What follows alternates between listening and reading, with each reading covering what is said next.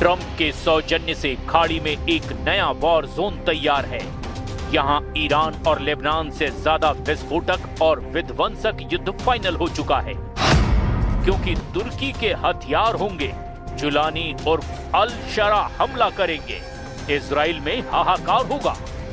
नए war zone में Iran को इजराइल की तबाही दिखाई दे रही है। खाड़ी में इजराइल के दुश्मनों में खुशी की लहर दौड़ पड़ी है, क्योंकि ट्रंप इजराइल पर भड़के हुए हैं। ट्रंप नेतन्याहू से नाराज हैं। ट्रंप नेतन्याहू की जगह सीरिया के राष्ट्रपति अहमद अल शरा और कमांडर जुलानी को अपना वॉर कमांडर बनाने जा रहे हैं। ट्रंप ने नेतन्याहू को सलाह दी है कि वो हिजबुल्लाह के सफाई का काम छोड़ दें।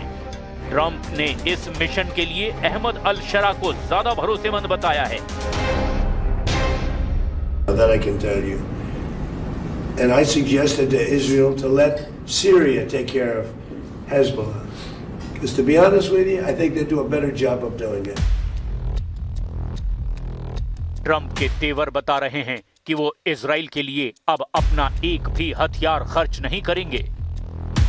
ट्रंप खुल्लम खुल्ला कह रहे हैं कि उन्हें अब नेतन्याहू के किसी युद्ध से कोई मतलब नहीं। क्या यही वजह है कि ट्रंप ईरान से डील की सबसे जरूरी बातें किसी को नहीं बता रहे? ईरान अमेरिका डील के मसौदे को लेकर जो जानकारी सामने आई है, उसके मुताबिक ट्रंप बैकफुट पर नजर आ रहे हैं। अमेरिका और ईरान के शांति समझौते पर 19 जून को जिनेवा में आधिकारिक हस्ताक्षर होने वाले हैं, लेकिन अभी तक डील का ड्राफ्ट सार्वजनिक नहीं किया गया है। हालांकि सऊदी मीडिया आउटलेट अल अरबिया ने दावा किया कि उनके पास समझौते की कॉपी है। अल अरबिया ने दावा किया कि डील ड्राफ्ट में लेबनान समेत सभी मोर्चों पर युद्ध को तुरंत और हमेशा के लिए खत्म करने की बात कही गई है। साथ ही इसमें प्रतिबंधों में ढील, अमेरिकी सेना की वापसी और परमाणु प्रोग्राम से जुड़े कई कदम भी शामिल हैं। समझौते में ईरान को 300 अरब डॉलर की फंडिंग का इंतजाम का जिक्र है, जिसे ईरान युद्ध का हर्जाना बताया जा रहा है।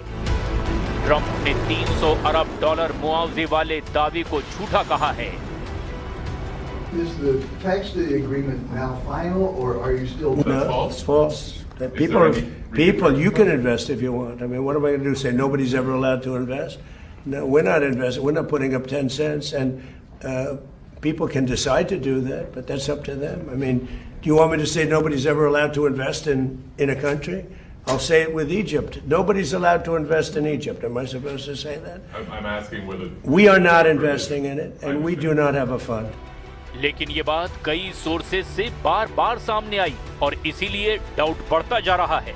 अगर ईरान ने 300 अरब डॉलर हर्जाना हासिल कर लिया, तो फिर युद्ध में वो विन विन सिचुएशन में आ सकता है, क्योंकि इजराइल को रोकने के लिए अब ईरान को जोर लगाने की जरूरत नहीं। इजराइल अब सीरिया फ्रंट पर उलझ सकता है। Gerekli diplomatik yöntemler kullanarak bir eylem birliğine dönüşmesi gerekiyor artık.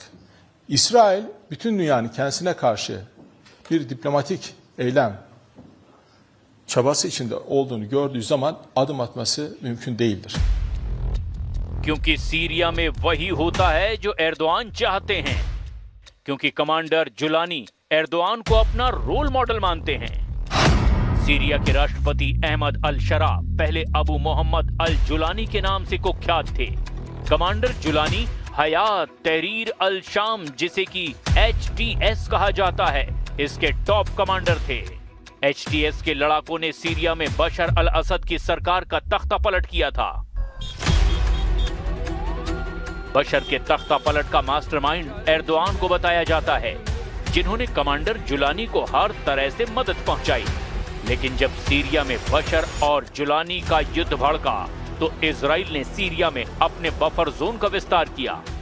Israel ने सबसे अहम मोर्चे माउंट हॉर्मोन तक सैन्य तैनाती कर दी, जहां से इजराइल ने हिजबुल्लाह और ईरान पर जबरदस्त हमले किए। लेकिन तुर्की को सीरिया में इजराइल का कब्जा बर्दाश्त नहीं है। अब ट्रंप के दिए ऑफर से कमांडर जुलानी और एर्दोआन को इजराइल से बदला लेने का सही मौका मिल गया है। तुर्की, सीरिया, लेबनान और ईरान का गठबंधन इजराइल पर भयानक हमले का प्लान बना रहा है। इजराइल पर ईरान बहुत भारी पड़ने लगा है। ट्रंप की बेरुखी ने नेतन्याहू के होश उड़ा दिए हैं।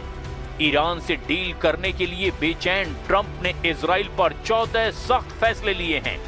इनमें सबसे बड़ा फैसला युद्ध के मैदान में इजराइल का साथ न देने का है। ट्रंप कह चुके हैं कि अगर वो नहीं होते तो इजराइल नहीं बचता। ट्रंप बता चुके हैं कि ईरान को उन्होंने रोके रखा, नहीं तो इजराइल तबाह हो जाता। लेकिन अब ट्रंप किसी को रोकने वाले नहीं हैं। वो सिर्फ ईरान से समझौता चाहते हैं। No, it's not final. It's a memorandum of understanding. And if I don't like it, we'll go back to shooting at them, dropping bombs on their head. When do you expect the wording? If I don't like it, if they don't behave, we'll go right back to dropping bombs right smack in the middle of their head. उन्होंने Iran से युद्ध करके देख भी लिया। Iran को हरा पाना नामुमकिन है, इसीलिए ट्रंप मजबूरी में अब डील कर रहे हैं। लेकिन इजराइल 5 फ्रंट पर अकेले युद्ध लड़ता चला जा रहा है। लेबनान, यमन, सीरिया, गाजा और ईरान। फिलहाल लेबनान को इजराइल सबसे ज्यादा तवज्जो दे रहा है। दक्षिणी लेबनान में भारी बमबारी लगातार जारी है। बहुमंजिला इमारतों को इजराइल हवाई हमलों में ढहा रहा है। लेकिन इन धमाकों के साथ इजराइल ने नए युद्ध की गारंटी भी दे दी है। इन धमाकों के साथ इजराइल ने बता दिया है कि नईम कासिम का भी वही हाल होगा जो हसन नसरल्लाह का हुआ। इन धमाकों में इतनी ताकत है कि हिजबुल्लाह की सुरंगों से लेकर उसके तमाम अंडरग्राउंड अड्डों का अंत होना पक्का है। दक्षिण लेबनान में इजराइल का ऑपरेशन सफाया लगातार जारी है। ऑपरेशन सफाया यानी अब हिजबुल्लाह और इजराइल का सीज फायर डबल फायर उगल रहा है। दक्षिण लेबनान में हिजबुल्लाह के अड्डों को चुन चुन कर खत्म किया जा रहा है, चाहे वो हथियार के अड्डे हों, चाहे हिजबुल्लाह के लड़ाकों के अड्डे। इजराइल लगातार अटैक कर रहा है। सवाल ऐसे में ये, क्या इजराइल की बमबारी से बेरूत फिर फटने वाला है? बेरूत में क्या फिर हाहाकार मचेगा? क्या हिजबुल्लाह पर कहर बनकर बरसेंगे बंकर बस्टर बम? लेबनान पर इजराइल के जून वाले कहर का बड़ा सिग्नल मिलने लगा है। तो क्या भयंकर हमले के साथ लेबनान पर टूटेगा जून कहर? और अब शामत आने वाली है हिजबुल्लाह के नए चीफ नईम कासिम की, जिसको खत्म करने की गारंटी इजराइल के प्रधानमंत्री नेतन्याहू ने दी है। इजराइल के दुश्मनों की अकड़ ढीली नहीं पड़ी है। हमास, हूथी और हिजबुल्लाह सही मौके के इंतजार में हैं। मगर नेतन्याहू की सबसे बड़ी टेंशन सीरिया के सर्वे सर्वा अहमद अल शरा उर्फ कमांडर जुलानी हैं। तुर्की के राष्ट्रपति एर्दोआन के खासम खास कमांडर जुलानी सीरिया से इजराइल को भगाने का मिशन ऑन कर चुके हैं। कमांडर जुलानी के कट्टर लड़ाकों का पावर शो जब शुरू होगा तब इजराइल आखिर क्या करेगा? अगर इस गठबंधन को ईरान के लड़ाका फोर्स ने ज्वाइन कर लिया तब नेतन्याहू के पास बचने के सभी रास्ते बंद हो सकते हैं। हिजबुल्लाह और हूथी का डेडली गठबंधन इजराइल की मुश्किलें बहुत ज्यादा बढ़ा सकता है।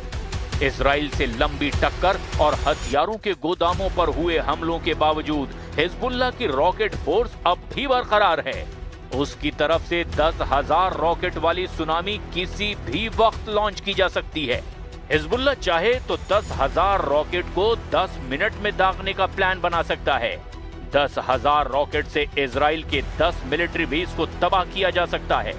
10,000 रॉकेट से इजराइल को 10 साल का सदमा दे सकता है हिजबुल्लाह। लेबनान और इजराइल के बीच ताजा हमलों के बाद युद्ध पक्का माना जा रहा है, क्योंकि हिजबुल्लाह के टारगेट पर अब इजराइल के ऐसे मिलिट्री बेस हैं जिसकी नेतन्याहू को कभी उम्मीद भी नहीं थी। इजराइल के जिन मिलिट्री बेस को खतरा है, देखिए वो अड्डे, हिजबुल्लाह का ये रॉकेट गोदाम जो हमास के मुकाबले 10 गुना ज्यादा पावरफुल बताया जाता है।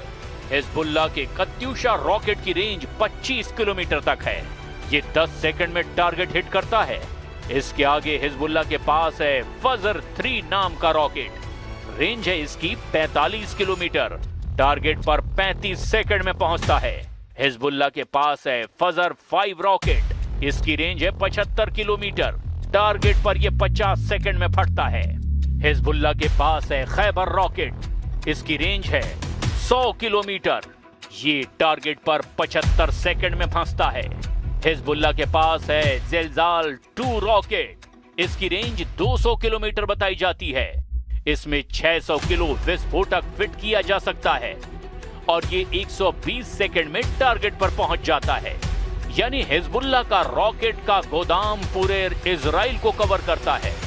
इसमें इजराइल का हर शहर रेंज में है। हिजबुल्लाह को रोकने के लिए लेबनान बॉर्डर पर इजरायली टैंक एक्टिव कर दिए गए हैं ताकि रॉकेट अटैक के खिलाफ अगर कोई बड़ी कार्रवाई करनी पड़े तो इजराइल की टैंक ब्रिगेड फौरन एक्शन ले।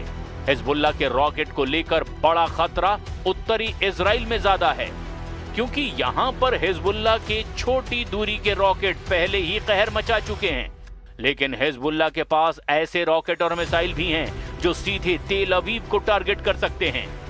इसी वजह से नेतन्याहू लेबनान पर हमले बंद नहीं कर रहे हैं, जिससे साफ है कि ईरान अमेरिका समझौते के बाद भी खाड़ी में बारूदी धमाके बंद नहीं होने वाले।